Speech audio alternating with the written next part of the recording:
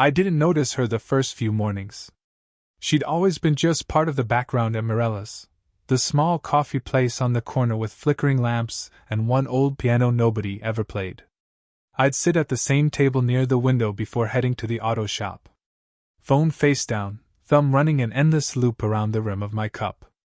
The kind of quiet you don't even realize is loneliness until someone breaks it. She broke it on a Wednesday. Not with anything grand. Just a comment about the weather, how the heat felt heavier this summer. Her voice wasn't what I expected. Softer. As if she wasn't fully sure she was allowed to speak to me.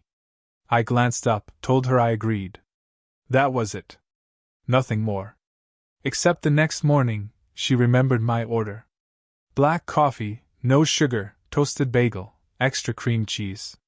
She said it before I did. Like a small secret between us. I didn't know her name then. It felt almost wrong to ask. Instead, I sent a message to my friend. The barista remembered my order LOL. Then deleted it before hitting send. No idea why. Sometimes connection is easier to keep to yourself. Over time, it became routine. She'd hand me my coffee, give a tiny nod, sometimes laugh in that quiet way that barely shows in the eyes. She wasn't glamorous. She wore the kind of clothes that cared more about comfort than attention. Still, I'd catch myself glancing at her hands, the way she wiped the counter, slower than necessary, just to stay near. 2 nights ago I didn't sleep. There'd been an argument at the apartment, landlord stuff. I rent the upstairs unit of a small house, and the downstairs belongs to her. I didn't realize it was her until she stepped outside that morning in the same clothes from the cafe. She looked different in daylight. Smaller somehow. Less composed. We both froze. Some nod, half smile. Then she said, "You're the one who leaves before sunrise." I answered something stupid, something about cheap rent and early shifts. She laughed again, this time covering her mouth like the sound might embarrass her. Ever since then, something's felt slightly off balance. Today after work, I found her standing near her old sedan, hood up, frowning like the engine had personally insulted her. She said the mechanic wouldn't come until tomorrow. I offered to take a look. It came out before I really thought about it. She hesitated, then stepped aside. "Only if it's not a hassle," she said. Her driveway was still warm from the afternoon sun. For 10 minutes we barely spoke. I checked the battery connections, leaned in closer than I had to, noticed the faint scent of her shampoo in the humid air. She kept her arms folded, then unfolded them again. When I asked for the keys, she passed them over without touching my fingers, but her gaze stayed on my face a little too long. The car was fine. Just a loose connection. I could have left after that, said all good, and walked back upstairs. Instead, I lingered. Wiped my hands on the back of my jeans. Watched her tuck hair behind her ear. She opened her mouth like she was about to say something, then didn't. I nodded. She nodded back. Quiet as a held breath. It was only when I was halfway up the stairs that my phone vibrated. "If you're not too tired." I made tea. That's all it said. 6 simple words. My hand froze on the banister. I read it twice. Then again. The light from her kitchen window spilled across the driveway like she'd already left the door slightly open. I stood outside her door for a moment longer than I should have, shoes loose in my hands, pulse doing something I couldn't entirely control. She didn't open it right away, and for a second I imagined turning around, pretending I never got the text. But then the latch clicked and she stepped back, like she'd been waiting. The kitchen was quiet, almost too clean. 2 mugs already on the table. Steam rising from one like she expected me to say yes. "I didn't know how you take it," she said, sliding a small jar of honey toward me. Her voice sounded different indoors, softer, without the cafe noise to hide beneath. "I'm not picky," I said. It came out rougher than I meant, so I added a small smile to soften it. We sat. No music. No television in the background. Just the low hum of the fridge and the faint ticking of an unseen clock. She wrapped both hands around her mug and stared at the steam like it held answers. I asked if she'd always lived here. She nodded, then surprised me by adding, "Bought it after the divorce. Didn't think I'd stay this long." Something flickered in her eyes, regret maybe. But she covered it quickly by asking about the shop, how long I'd worked there. I told her stories about customers arguing over oil change prices. She laughed, really laughed this time, and for a second I thought about how many evenings she'd probably spent in this kitchen alone. She set her mug down. "You remind me of someone," she said. "My nephew.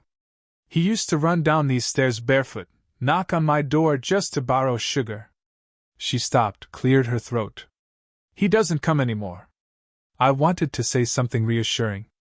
Instead, I noticed the way her fingers rested against the rim of her mug, still, but tense. I told her I didn't really have family in the city. That I came here after my dad passed, and somehow never left. I thought saying it would feel heavy, but it didn't. Maybe because she didn't rush to fill the silence. She just let it stay there with us.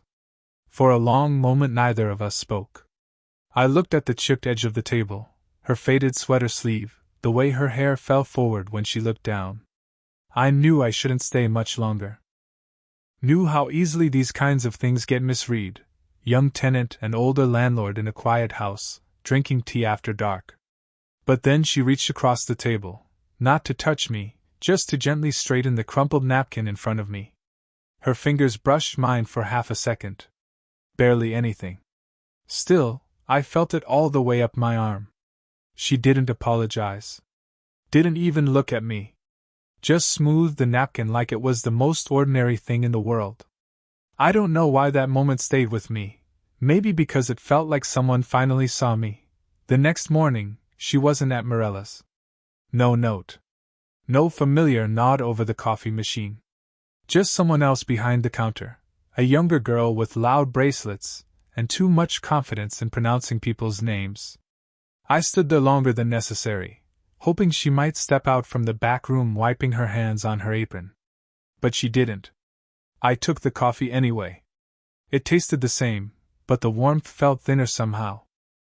That night, I heard her footsteps downstairs. Light, hesitant. I thought about going down, maybe joking that the new barista put way too much cream in the cup. Instead I stayed in my room, pacing once, twice, thumb hovering over her number in my phone. Nothing sent. 2 days passed like that. Small routines fraying. I avoided the kitchen window, like seeing her car would make me want something I wasn't supposed to want. On day 3 she knocked. A quiet knock, almost a courtesy more than a request. When I opened the door, she stood there holding a small box of leftover pastries. Said she'd worked the early shift and thought I might want one. She didn't meet my eyes. I thanked her. She gestured toward the hallway, like she might leave, but didn't. Instead she asked, "You okay? Haven't seen you around." It was such an ordinary question. But it hit somewhere deeper. "I'm fine," I said. Pause. "Just busy." She nodded, even smiled. But it didn't reach her eyes. There was something else mixed in, caution maybe. Or the realization that we were both standing too close to a door one of us might accidentally close. She moved first. "All right then. I should," she started, turning slightly. I don't know why I reached out, maybe to take the box from her, maybe to stop her from leaving. My fingers brushed her wrist. She paused. Breath caught.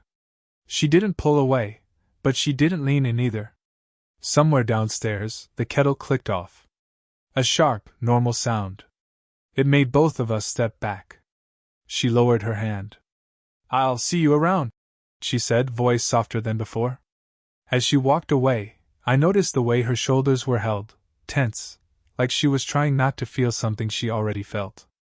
I closed the door and didn't move for a while. Later that night, the light in her living room stayed on. I watched it from my window, the glow flickering against the curtains. At one point, her shadow moved past, slow, hesitating, and for a split second I thought she might look up. She didn't. But she stopped. faced the window. And even though we couldn't see each other, I swear the silence between us felt like an unfinished sentence. I almost went downstairs. Almost knocked. Almost said something I wasn't ready to say. Instead, I stood there with my hand on the cold glass, heartbeat in my throat, thinking, if I move now, everything changes. She caught me off guard at the mailbox. Late afternoon, still wearing her apron from the cafe, fatigue in her eyes. I'd just come back from a long shift at the shop, grease still under my nails, and for a moment we both hesitated, like two people bumping into each other at the wrong time in a dream. She said, "You walk much?" I shrugged. "Sometimes. Clears my head." She nodded once. "Mind if I join?"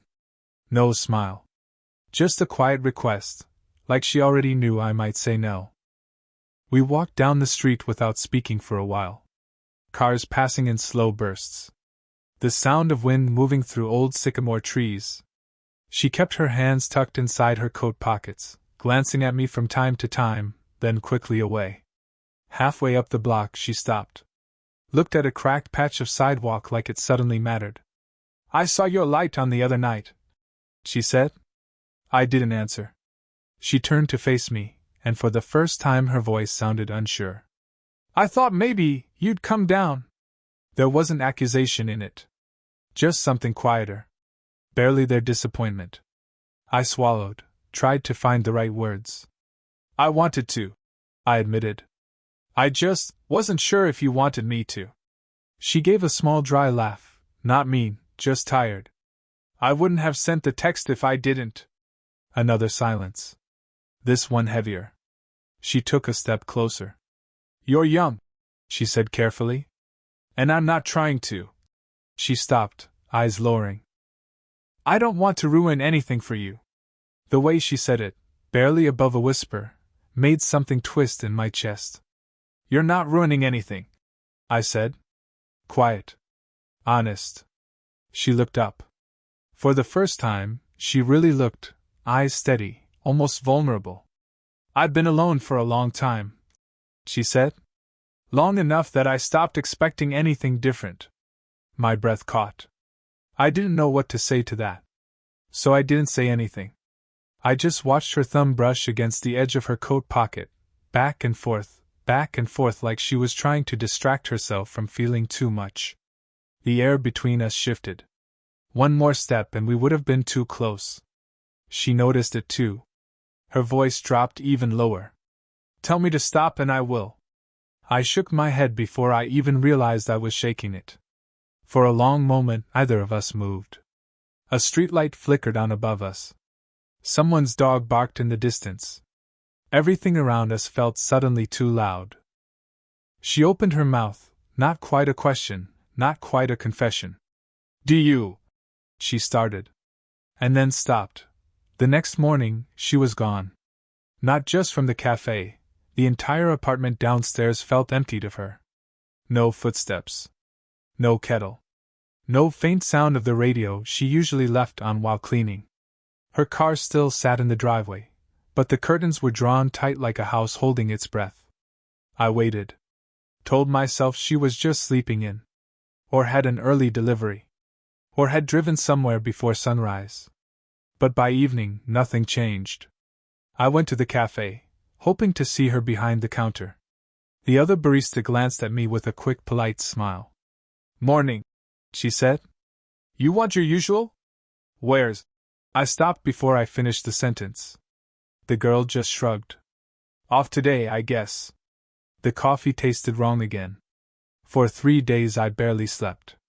Every time I heard a sound from downstairs I thought it was her. But it was just the house settling. Pipes shifting.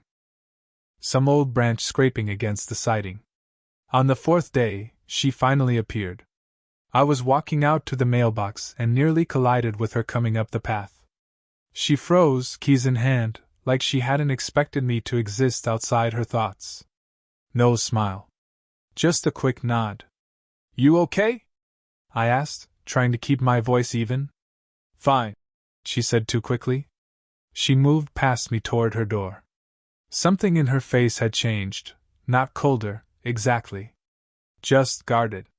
You haven't been at the cafe, I said. She paused with her hand on the doorknob, then turned slightly. Took a few days off. A beat passed. Because of me? I asked. She didn't answer right away. Just looked at me like she was about to say something honest, then closed the distance with a polite smile that felt like a lock clicking into place. I just needed time, she said. That's all. Time for what? For thinking? For forgetting? Before I could ask, she slipped inside. Door shut. Curtains drawn again. That evening I sat at my kitchen table staring at my phone. Typed out a dozen different messages. Did I do something? Please talk to me. I miss you. Deleted every single one. At some point, I stopped trying to write anything and just sat there with the blank screen in my palm, light glowing against my skin like a question I didn't know how to answer. I didn't feel heartbroken. I felt paused.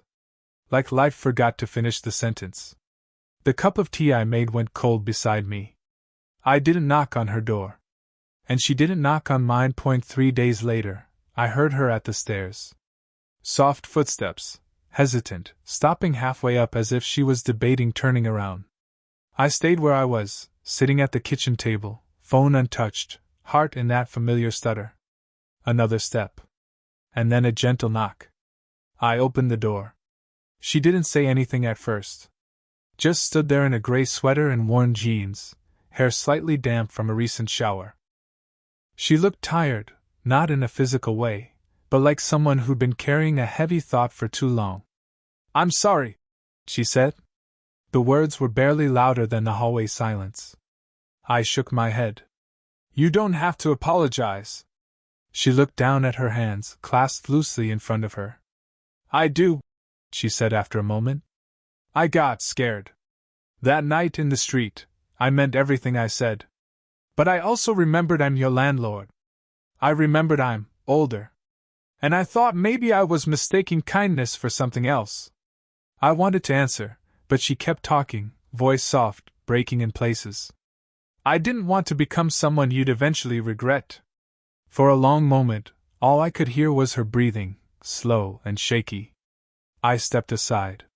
Come in, I said. She hesitated. Then did. We didn't go far, just stood in the middle of my small kitchen. The same space where I'd once sat with my phone glowing like a question. She looked at the table, then back at me. I spoke first, quieter than I intended. I kept writing you messages. Didn't send any of them. Her lips lifted barely. Me too. A small silence fell over us. This time it wasn't heavy. Just open. I don't know what this is, I said. But it's not kindness. Her eyes met mine then, clear, unguarded. What is it then? I didn't have the perfect line. I just told her the truth. It's the first thing that's felt honest in a long time. She didn't move, but I saw her shoulders slowly loosen, like she'd been waiting for someone to say that for years. When I reached out, I did it gently, enough for her to pull away if she wanted. She didn't. Her hand fit against mine like it had already been there once before, in another life we almost lived. Neither of us tried to make it something bigger than it was. We just stood there. Quiet. Human. Her fingers tightened just slightly around mine, and she exhaled. One soft breath that sounded almost like a yes. It didn't change all at once. Some days we barely spoke, morning coffee left outside each other's door, a quiet wave in the driveway before work. Other days we'd find ourselves standing in the hallway again, talking about nothing in particular until one of us realized the kettle had boiled twice. But slowly, something shifted. She started knocking on my door around 8:47 a.m. on the mornings she had the late shift, just to hand me coffee in my favorite mug instead of a paper cup. I stopped pacing my kitchen with unsent messages and started leaving short notes on her porch instead. Ran out of honey, check your mailbox. With a tiny jar tucked beside it. Sometimes after work we'd sit on the back steps without saying much at all. The kind of silence that didn't need to be filled. She'd bring the same tea she offered that first night, and I'd fix the loose fence board she kept meaning to repair. One Saturday, she handed me her keys without a word and I drove her car to the shop for an oil change. When I brought it back, she passed me a plate of still warm pastries and shook her head like I'd gone above and beyond. I hadn't. But I understood why she said it. She still pulled back sometimes, worry in her eyes when she caught me watching her for too long. I'd feel it too, a brief sting of maybe this is too much. But it never lasted. A touch, a quiet laugh, a shared glance over a chipped mug and the moment would settle again. One evening, after a long rain, we walked down the same cracked sidewalk where everything almost happened. She stopped at the exact spot, looked at me, and said, "I was terrified that night." I said, "Me too." She smiled, small, real, almost shy, then slipped her hand into mine as if she'd been waiting for that moment to return so she could finally finish it the way it should have ended the first time. No big declaration. No dramatic kiss in the rain. Just two people finally walking home together. And somehow, that was everything. These days, I still leave before sunrise. She still works too many shifts at the cafe. We still sit on opposite ends of the couch sometimes and say nothing at all. But whenever I come home and see her light on in the kitchen, I feel that quiet thing settle in my chest again, the honest kind. The one that started with tea. The one that stayed. She handed me my coffee this morning and said, almost like a joke, "Still no sugar?" I shook my head, watched her wipe her hands on the same faded apron, and said, "Still perfect." I'm not sure she realized she was smiling when she turned away, but I did. Maybe that's the point. The small things become the story. Did this story stay with you? What kind of quiet, real love stories would you like to hear next?